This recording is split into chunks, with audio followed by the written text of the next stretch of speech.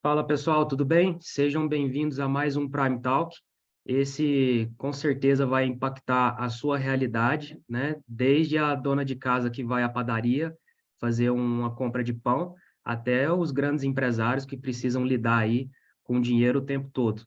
Mas antes de entrar no assunto, eu quero te convidar para se inscrever no canal, se fizer sentido esse conteúdo, deixar o seu like e, por que não, compartilhar com alguém que possa ser ajudado por essas informações que vão ser repassadas aqui.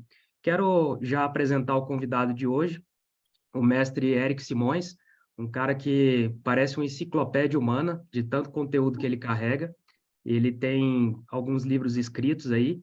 Eu vou pedir para ele se apresentar para vocês, que ele vai poder falar melhor de todo o conteúdo que ele carrega. Tá contigo, Eric. Muito obrigado, Thiago. Tudo bom com vocês? Então, assim, meu nome é Eric Simões, eu atuo na parte da perícia criminal federal, já tem 20 anos, fazendo 20 anos agora, e desde que eu ingressei nessa área, eu venho estudando a parte dos documentos, minha formação básica é engenharia química e também a área do direito, e, sendo bem sucinto, é isso, bem assim, para não perder muito tempo com apresentações. Mas ele foi bem sucinto e bem humilde, viu? Porque um cara que tem formação na área de direito e na área de química, a gente poderia ficar aqui meia hora falando só do currículo dele. Mas vamos ao que interessa, Eric. Vamos ajudar o pessoal aí. É um assunto bastante interessante, como eu disse, vai até da simples compra de um pão na padaria até as grandes transações aí, né? De empresas e tudo mais. Cada vez menos temos utilizado cédulas de dinheiro, mas a gente sabe que ainda tem muita cédula em circulação. E eu queria que a gente estabelecesse aqui, Eric, um norte para você começar explicando de forma bem simplória para que o público em geral tenha ciência, mesmo quem não é da área pericial, quais são as características de uma cédula, né, das principais? Existe variação de características entre as próprias cédulas de real, né? A gente tem aí desde a de R$ 2 até a de R$ 200. Existe variação entre elas? Como que funciona essa impressão da cédula? Então, o que acontece? Nosso padrão monetário desde 94 é o real, e em 94 nós tivemos o lançamento da primeira família do real, que muitos de vocês devem se lembrar que todas as cédulas tinham o mesmo tamanho. E esse padrão, ele, depois do lançamento das primeiras, que eram de 1, 5, 10, 50 e 100, lançaram outras com as características um pouco diferentes, ficou uma coisa não muito padronizada. Lá para os idos de 2009, 2010, lançaram a segunda família do real, que é a que nós encontramos no dia a dia, na sua grande maioria. São essas cédulas que elas têm algumas mudanças na forma de abordar a produção de cédulas, inspirado em outros países, inspirado na União Europeia. Primeira característica interessante, cada cédula tem um tamanho. E a ideia é que quanto maior o valor, maior o tamanho. Essa era a ideia. Eu vou pedir para vocês deixarem um pouquinho de lado a cédula de 200, porque ela fugiu do padrão. Mas quando saiu no início, a de 2, 5, 10, 20, 50 e 100, cada uma com um tamanho diferente. Posso até mostrar aqui para vocês? Colocando todas elas, vocês observam que 2, 5, 10, 20, 50 e 100, cada um com seu tamanho. A de 2 é menor, a de 100 é a maior. Então, a primeira coisa de diferente é isso. Quanto maior o valor da cédula, maior o tamanho dela. Uma coisa interessante que eu gosto de perguntar muito para as pessoas é: qual é a primeira coisa que você observa quando você recebe uma cédula e quer saber se ela é autêntica ou não? Para saber se o dinheiro é falso ou se ele é verdadeiro. Quando a gente tira no caixa eletrônico, quando recebe em um estabelecimento comercial de troco, ou então quando você, do comércio, recebe as cédulas, o que a pessoa observa? E uma coisa que a gente vê, tem como resposta, as principais respostas, a textura da cédula e aquela ideia de colocar a cédula contra a luz, para olhar a marca d'água. Então, para o público em geral, as principais características que a gente vai observar vão ser essas. Então, Aqui a gente apresenta uma proposta de um breve roteiro de como a gente pode olhar isso e mais de forma rápida, de forma padronizada, para a gente poder não ser vítima de receber uma cédula falsa. Então, 4 etapas. Primeira etapa é justamente o tato. Verificar se ela está muito lisa. Se ela estiver muito lisa, alerta. Se ela tem rugosidade, bom, vai passar na primeira etapa.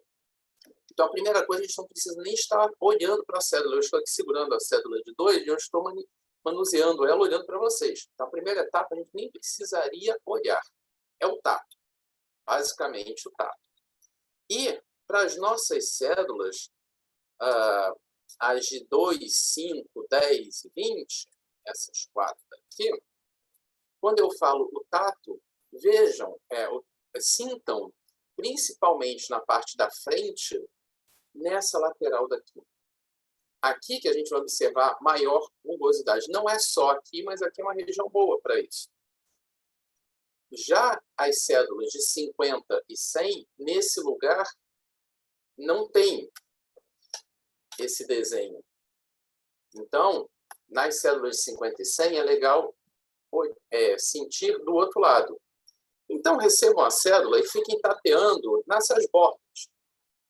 Vão ser os melhores lugares para a gente não achar que não está liso, não está ali, é onde a gente deve observar essa rugosidade. Primeira etapa é essa. Segunda etapa, olhar para a cédula. Olhar. E quando a gente vai olhar para a cédula, é verificar de forma rápida se ela tem um desenho bem feito, se ela guarda as cores que a gente observa normalmente nas cédulas. Eric, eu não lembro, por exemplo, a cédula de 200, qual é a cor dela? Eu recebi 1, 2 na minha vida, tudo bem. Isso aqui é uma etapa que a gente vai olhar, a gente está vendo rápido no nosso dia a dia. Terceira etapa, vamos olhar contra a luz. E aí, ao olhar contra a luz, a gente deve observar um desenho que vai ser do animal homenageado, a cédula de 2. O animal homenageado, cada uma delas está no verso. Aqui da cédula de 2, nós temos a tartaruga marinha. Da cédula de 5, nós temos aqui a garça. E por aí vai. Cada uma tem o seu animal homenageado. O desenho, a arte que a gente vai observar com marca d'água quando coloca contra a luz, é justamente do animal homenageado. E em todas elas também teremos como marca d'água. O que é marca d'água? É uma região mais clara ou mais escura que a gente observa quando coloca contra a luz. A gente vai observar também o valor. Então, a gente olhando contra a luz, vamos observar o quê? Marca d'água. Para as cédulas de 10 para frente, também vamos observar um fio, que é um fio magnético. O magnético aqui para a gente não vai importar tanto, mas ele é um fio. Ele é um fio que vai estar presente nas cédulas de 10 para frente. E também, em todas elas agora, não só nas de 10 para frente, nós vamos observar uma coisa chamada registro coincidente. Eu vou pegar de 50, por exemplo. Se vocês observarem, nesta região daqui, tem uma coisa que as pessoas chamam de quebra-cabeça. É uma série de figuras geométricas. No verso, nós temos outras figuras geométricas.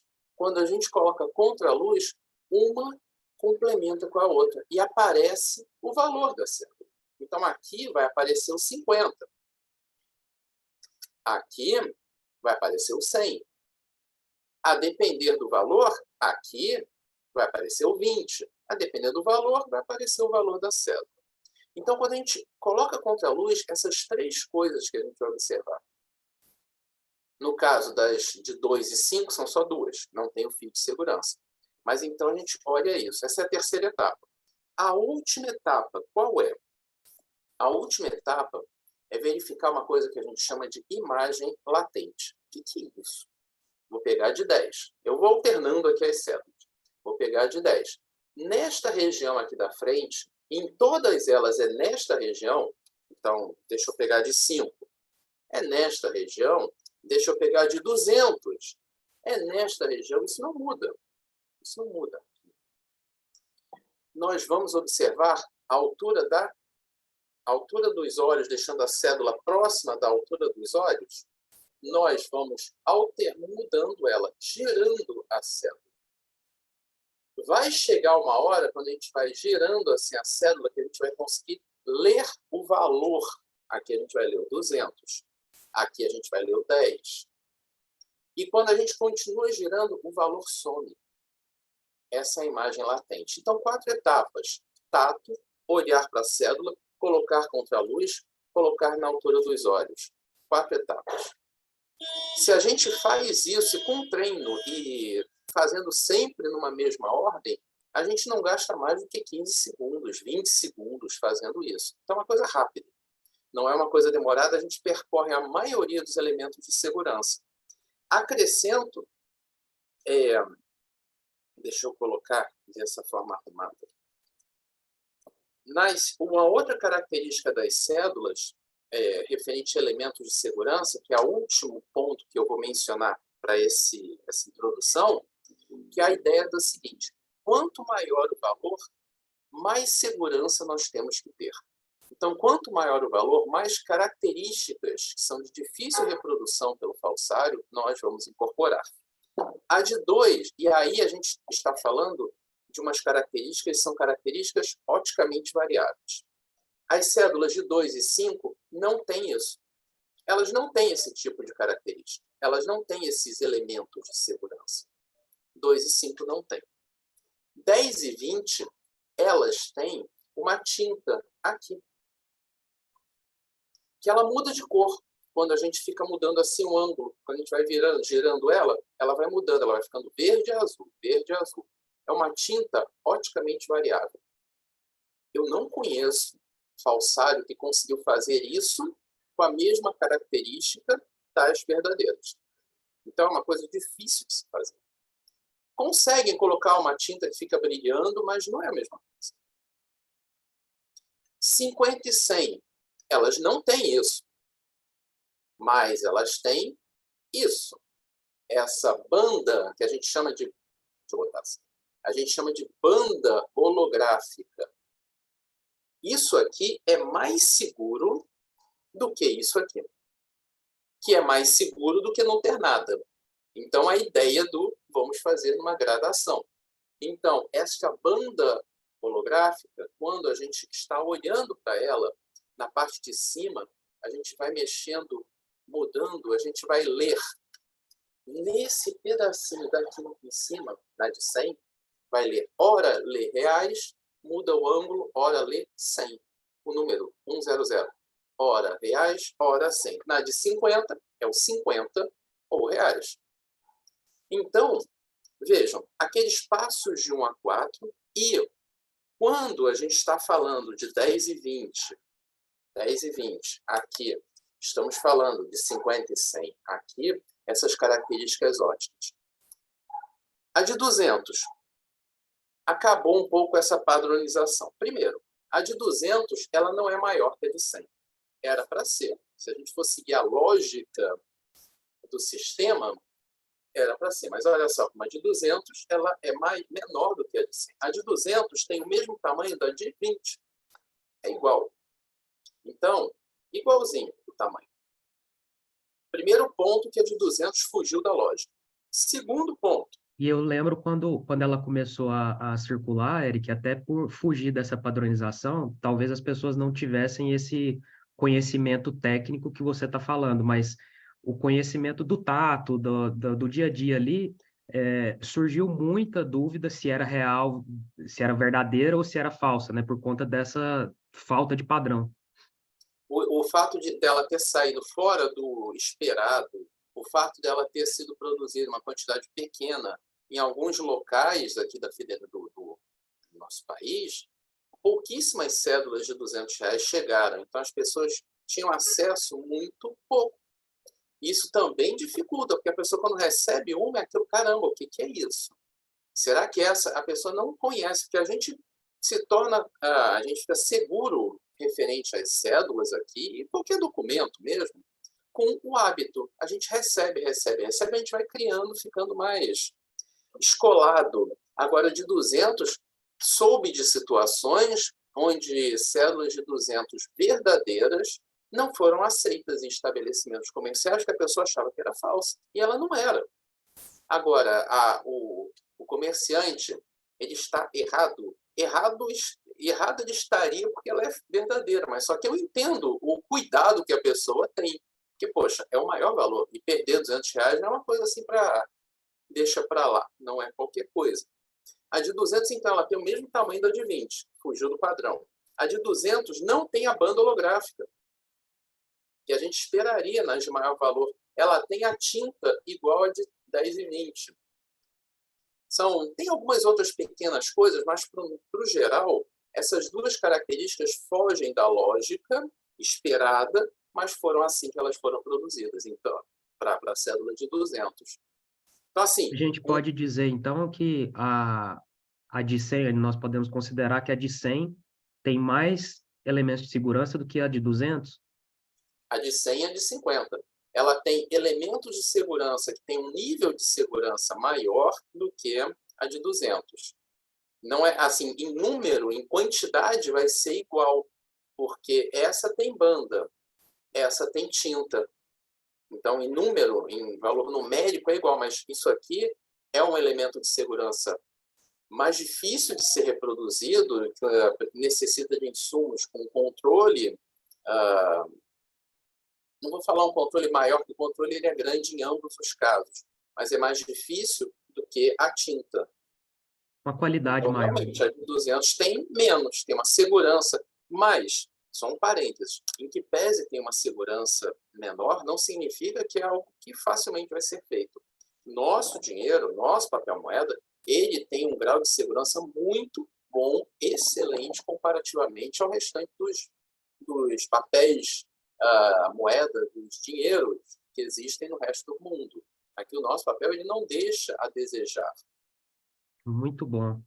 Eric, e aí, indo para o dia a dia mesmo, né? Eu costumo ver muitas pessoas com algumas dúvidas. Eu mesmo, antes de estudar documentoscopia, eu via algumas coisas no cenário que eu colocava que seria o ápice para você não cair num golpe, né? A famosa canetinha que você risca os dinheiros lá, que a maioria delas tem para vender em papelarias, você encontra. Tem a questão daquela luz, né, a ultravioleta. Temos também a questão de... Eu não me recordo se já chegaram a produzir isso, mas parece que tinha um negócio que você mergulhava, não me recordo direito.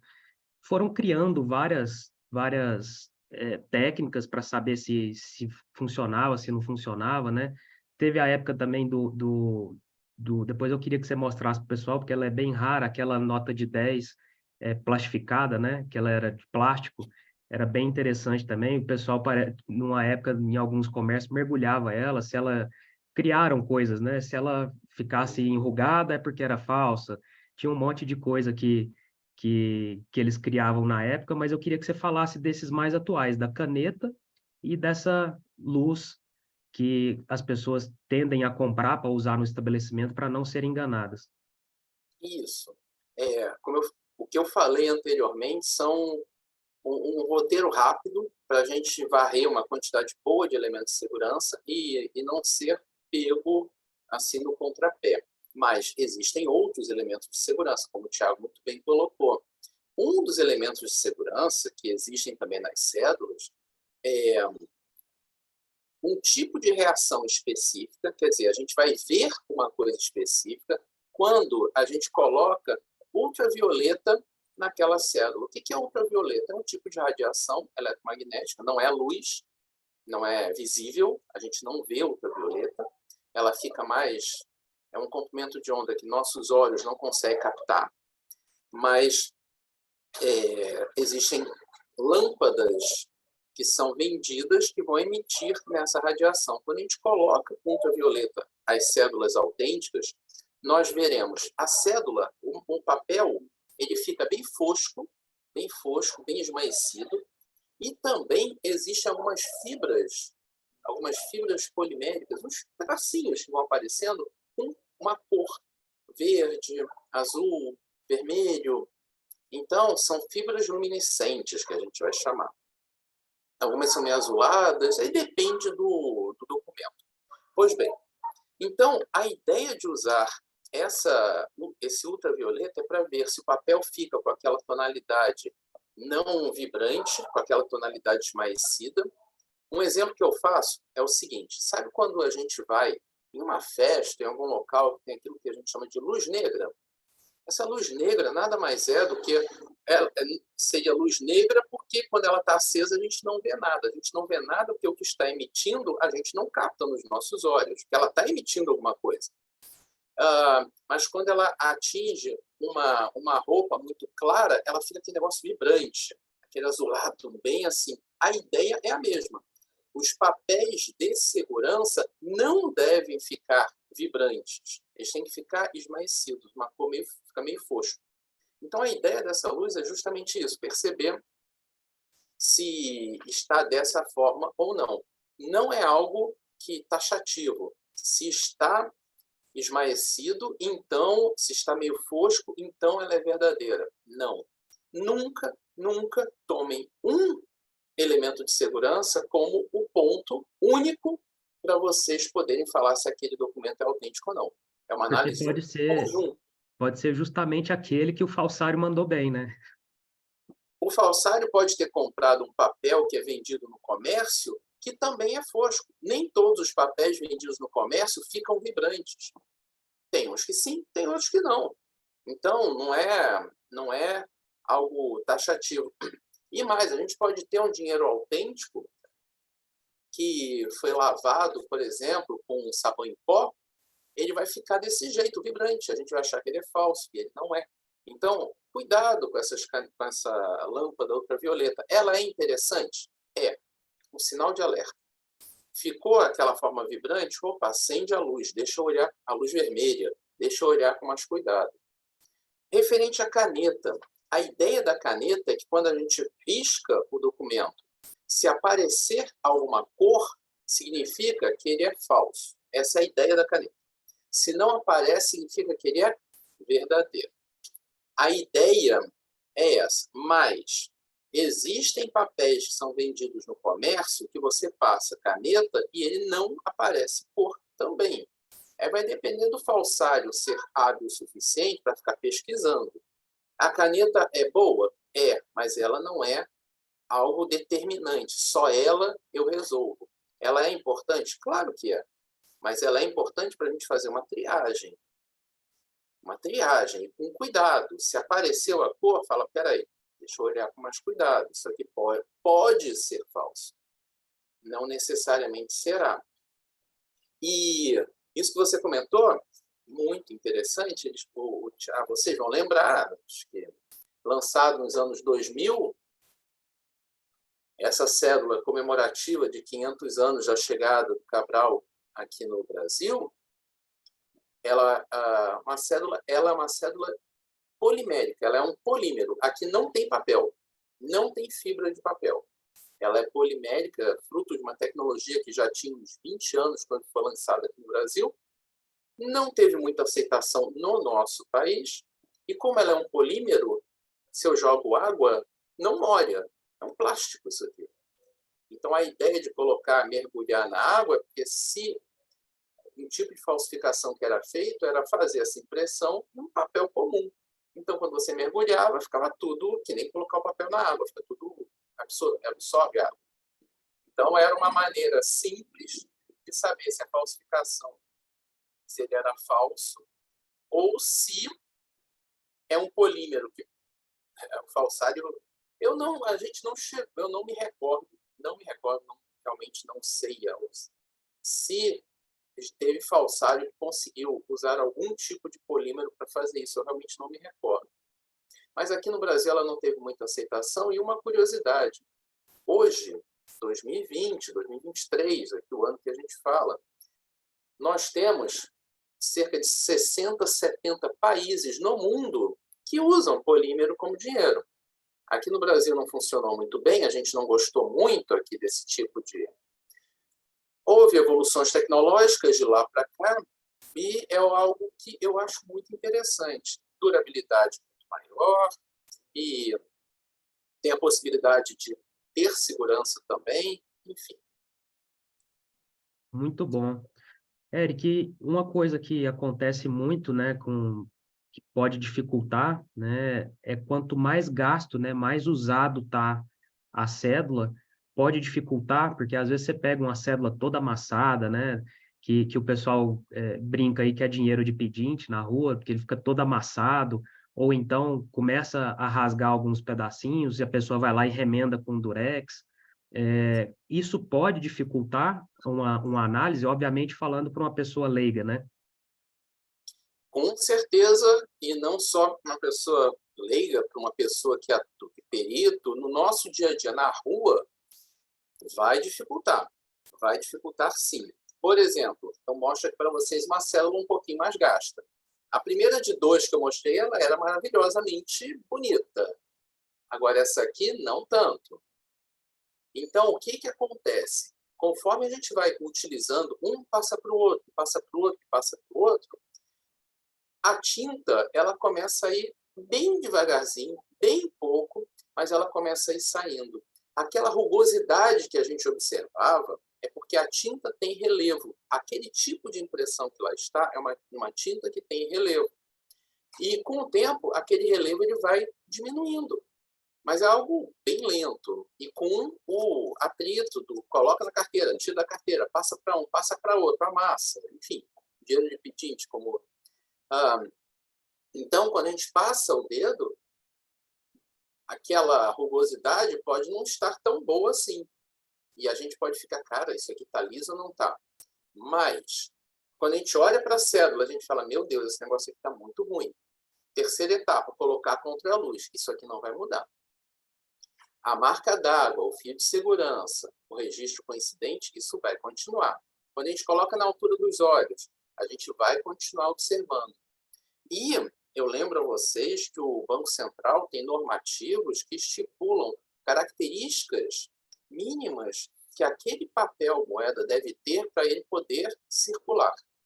Então, um papel moeda que está rasgado, todo se desfazendo, ele não pode mais servir como meio circulante. Eric, eu perdi o meu dinheiro? Não. Você deve ir a um banco, apresentar aquele exemplar, e aquele exemplar vai ser retido, você vai receber um outro, porque o dinheiro é autêntico, você vai receber um outro, e aquele exemplar vai ser encaminhado para a destruição pelo Banco Central. Porque uma cédula, por exemplo, que estiver rasgada, faltando parte da numeração de série, ela não pode mais circular. Novamente, o não pode mais circular não significa que você perdeu o seu dinheiro, deixar isso claro. Diferente se vocês receberem, se alguém aqui receber uma cédula falsa. Se a gente recebe uma cédula falsa e não percebe isso de maneira a tempo, depois eu não posso ir no banco e falar, olha só, eu estou com uma cédula falsa, você pode me dar uma verdadeira? Você vai ficar com prejuízo. Se não for Então, preso, né? cuidado. É isso mesmo, mas e tem que ser assim. Imagina se não fosse. O falsário ia levar uma mala, ó, eu estou com essa mala falsa, troca para mim por alguém. Não funciona. Então, por isso, quando a gente saca no banco, por exemplo, na caixa eletrônico, se possível, porque eu sei que em algumas situações é muito complicado ficar mexendo com dinheiro, você pega e já guarda logo, mas tendo possibilidade, dê uma olhada. Se porventura algum exemplar vocês identificarem como falso, naquele momento mesmo vocês têm que chamar a pessoa do banco, funcionário do banco. No estabelecimento comercial, a mesma coisa. E aí serve para os dois lados, para o cliente e para o comerciante. Recebeu o exemplar, fala, isso aqui é falso, eu não vou receber isso. E isso até é uma experiência que eu posso contar aqui que eu vivi, até para as pessoas utilizarem esses conhecimentos, pessoal, que o Eric está passando para vocês, porque já aconteceu comigo, dentro de uma instituição financeira, eu, no caixa eletrônico, fiz um saque para poder depositar para outra pessoa, no envelope. E aí era o mesmo o banco, né? Era a mesma instituição, só que eu não queria fazer transferência, eu queria sacar e depositar para a pessoa. Eu saquei o dinheiro, não conferi, né? Não fiz, eu conferi só valores, não tive essa perspicácia aí de conferir se era verdadeiro ou falso, e fui depositar na sequência no mesmo caixa eletrônico. E o caixa cuspiu uma nota de volta. E eu repeti essa ação por 3 vezes e ele cuspiu de volta, cuspiu de volta. Era uma nota de 50. E aí eu peguei e chamei o atendente do banco, né? Estava em expediente bancário, graças a Deus, senão eu tinha tido um prejuízo ali, até eu conseguir explicar, e eu mostrei para ele, ainda assim ele ficou em dúvida, eu falei, olha, você pode puxar as câmeras, eu não coloquei a mão no bolso, eu não coloquei mais dinheiro, eu simplesmente peguei o que saiu e depositei novamente em outra conta. E eu peguei o dinheiro que saiu desse caixa. Ele foi lá para dentro e tal, e foi constatado que a nota era falsa. O próprio caixa eletrônico não estava aceitando ela de volta. Ah, Thiago, como que foi parar lá dentro? Não sei. Eu sei que eu recebi uma nota falsa de uma instituição financeira. Então, não dá para confiar 100%, a não ser que você aplique essas técnicas, e ainda assim vão ter dificultadores aí, né, Eric, da questão de muito usado, de estar ali com algum tipo de ranhura, amassada, enfim. Então, Rasgada, durex, aquilo, isso tudo. Ah, exatamente. só um detalhe que eu esqueci de falar. Se vocês receberem isso aí, também falando de cédulas em geral, receberem cédulas que estejam manchadas, pintadas em vermelho, essas, especificamente essas, mesmo sendo autênticas, vocês não vão ter o dinheiro de volta, porque isso é um procedimento para dificultar a ação de pessoas que explodem caixa eletrônica para roubar o dinheiro. Coloca-se tinta, isso é de domínio, isso aí é sabido pela população, isso aqui não é sigiloso. Então, a tinta, ela mancha as cédulas. Cédulas com essas manchas vocês não devem receber, mesmo se forem autênticas. Então, Perfeito. é algo justamente para coibir esse tipo de prática criminosa. E tem uma outra questão, Eric, que você falou agora há pouco também, do ponto de vista jurídico, né, mercadológico, você citou a questão de lavar o dinheiro. Do ponto de vista jurídico mercadológico, a gente entende que lavar o dinheiro pode ser tornar um dinheiro de origem ilícita para Sim. se transformar lícito, né? Vamos supor aí, pega um dinheiro aí proveniente de tráfico de drogas ou de algum outro tipo de crime, você passa ele por dentro de alguma atividade lícita, né? Ou numa prestação de serviço, enfim, qualquer outra coisa que deixe esse dinheiro com origem lícita, isso é tido como lavagem de dinheiro. Mas eu queria que você explicasse o termo que especificamente você usou de Isso. literalmente lavar, né? Isso. Aqui o que é que acontece? O termo lavagem de dinheiro tem um significado preciso e tem um significado metafórico, é uma metáfora. O passar por uma atividade lícita para a gente poder fazer com que aquele dinheiro que a pessoa recebeu, fruto de uma atividade criminosa, uma atividade ilícita, ele ganhe áreas de ilicitude, é o lavagem de dinheiro, branqueamento de capitais, as pessoas têm essas denominações todas. O que eu estou falando aqui é algo que é, de fato, pegar a cédula, colocar dentro da máquina, esqueci a cédula dentro do bolso da calça, lavei com sabão em pó. É lavagem de dinheiro, é lavar mesmo, no significado literal aqui, não é uma metáfora. Que quando isso acontece, ela recebe as substâncias químicas que estão presentes no sabão em pó, e aí o comportamento desta cédula, quando a gente colocar o ultravioleta, vai ser igual de um papel comercial comum. Então, pode a pessoa falar, peraí, essa cédula aqui é falsa. Não. E é muito comum a gente, quem nunca esqueceu uma cédula no bolso da calça? Isso aí, acho que é algo bem comum.